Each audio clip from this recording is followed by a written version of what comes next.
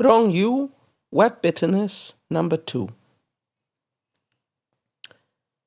When the government troops took back Luoyang, my family dwelt in Luoyang. My husband and my brothers. Before my eyes, I watched them wounded and dying. I swallowed my sobs, not permitted to weep, and still dressed in embroidered silk. Mounting a horse, I followed the Xiongnu, countless autumns in the yellow dust. Born as a girl from an honored family, I will die as a ghost on the border wall. Without hope of returning to my homeland, at heaven's end bridge, they must weep into a flowing river. So we continue with Chinese poetry. This one is pretty different, as you might have noticed from the ones we've been reading lately. Nothing to do with monk poetry. So Rong Yu is a relatively little-known poet who lived in the Dali era. The Dali era is the period more or less after the Anlushan rebellion in 756, when China was starting to recover, but very slowly, from the upheavals of this massive cataclysmic war that brought the whole dynasty to its knees.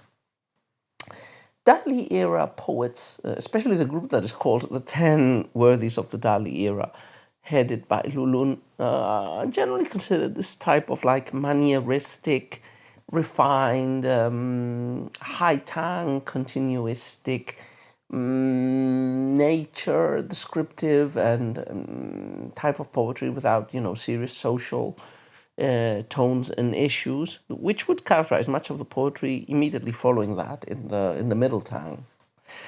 So Rong Yu's poem is this sort of social criticism poetry, and this poem exemplifies this very well. So before we go any further, a few details about Rong Yu. As I said, he was mostly active during the Dali era period, so think 760s, 770s, 780s, 790s.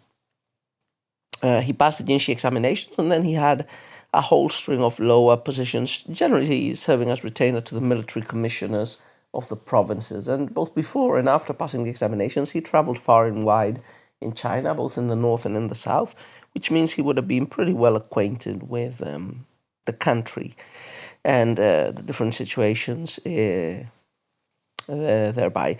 Interesting is that he actually met a poet that is very much like him, but let's say a little bit more polished and refined, which is Du Fu. He is frequently compared with Du Fu, and he met him in Jiangling, probably in 767, while he was serving as a retainer to the military commissioner Wei Boyu.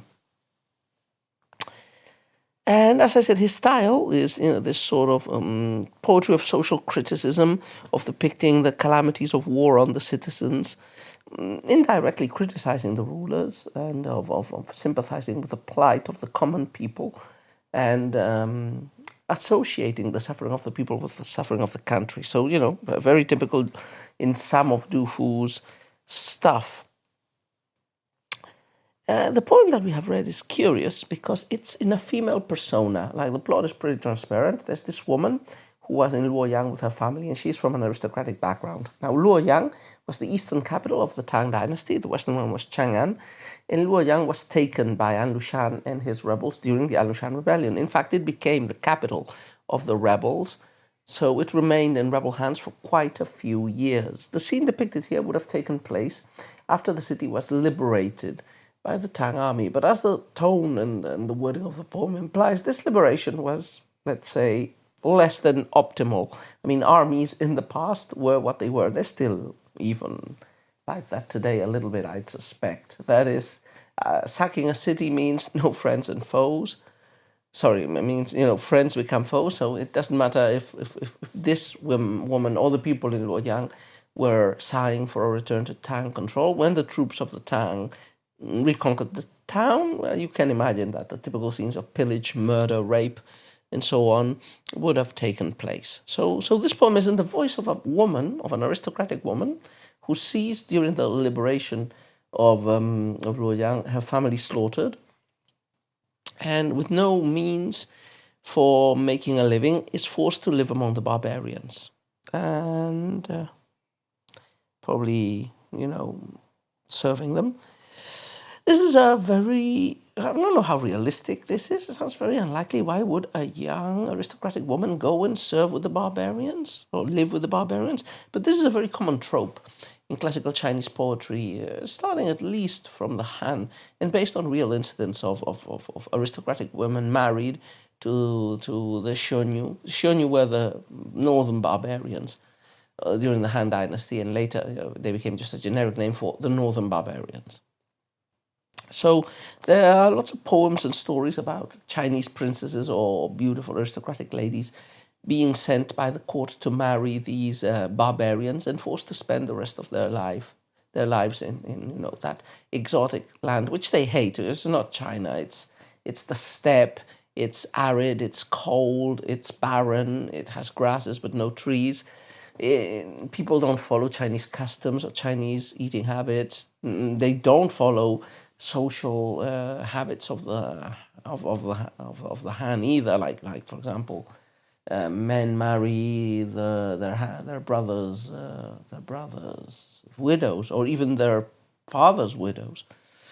So this is a poem of, as I said, complaint. It depicts its social criticism.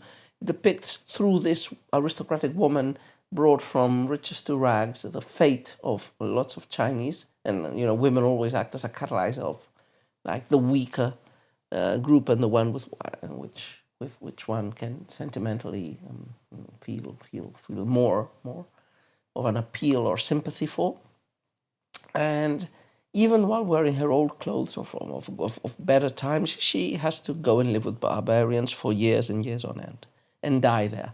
And she's thinking how, when she dies, she won't be able to return to her homeland, and the ghosts of her parents and brothers will weep for her in Luoyang.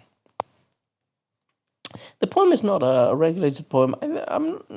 Each line is pentasyllabic, but we have 12 lines, 12 pentasyllabic lines. This is probably a gushi, an old style poem, although, it follows metrical regularity. It does have some parallelisms that you've probably noticed in the reading, but probably these sorts of poems that were inspired in earlier poetry, like the Juefu, are, generally more, how can I say it, less, there's this convention that poetry that is full of feeling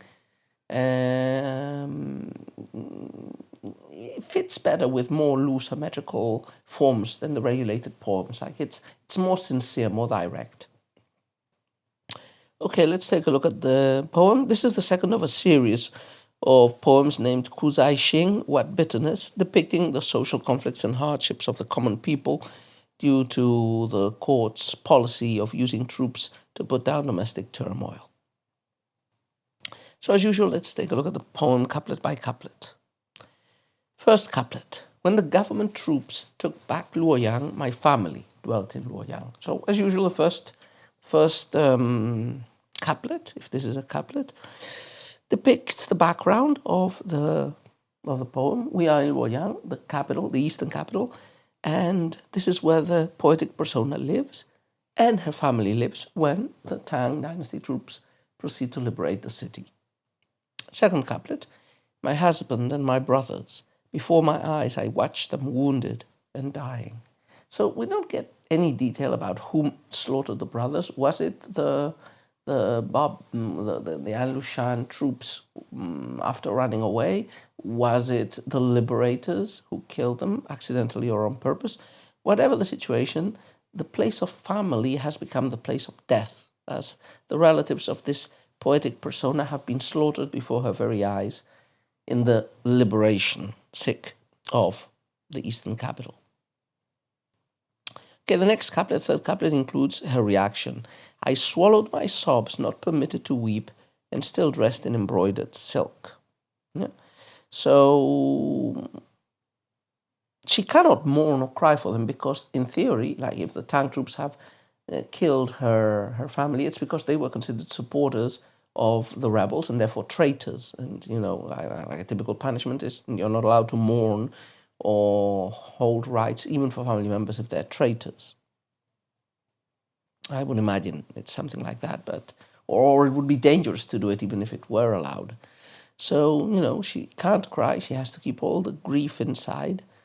And instead of wearing mourning clothes, she will keep wearing embroidered silk as in those days of her splendor. The finery of her outward appearance stands in poignant contrast to the harsh reality she is now forced to endure.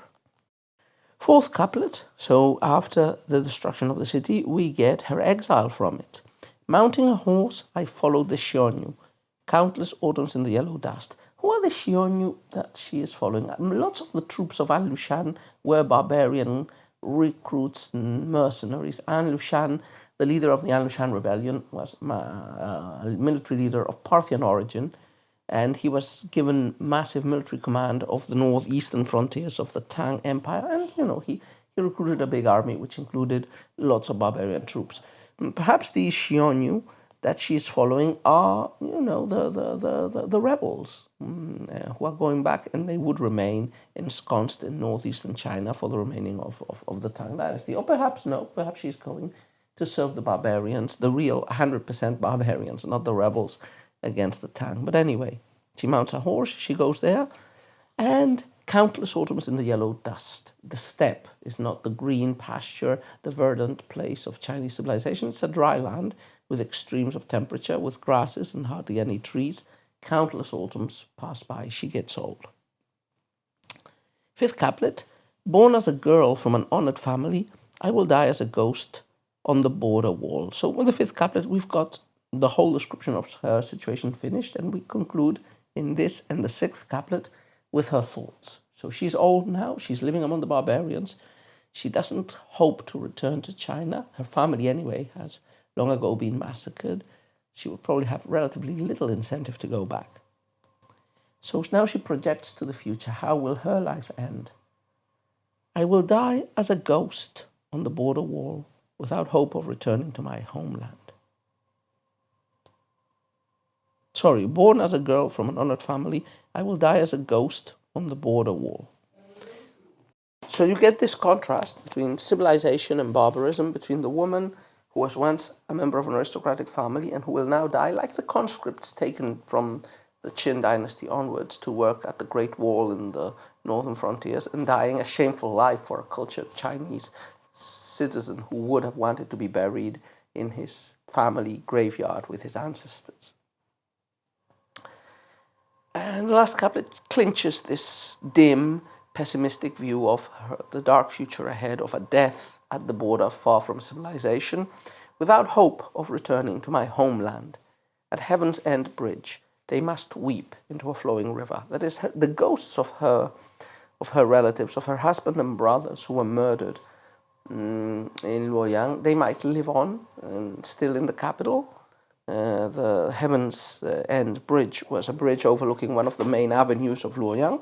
And she finally closes the poem by imagining her relatives crying, the ghosts of her relatives crying, forming a river and or on top of the river, and weeping into it, because they cannot, even in death, hope to reunite with their wife and sister. So, quite a dark poem, but in some ways very realistic of the circumstances that some people had to endure in the wars after the An Lushan rebellion.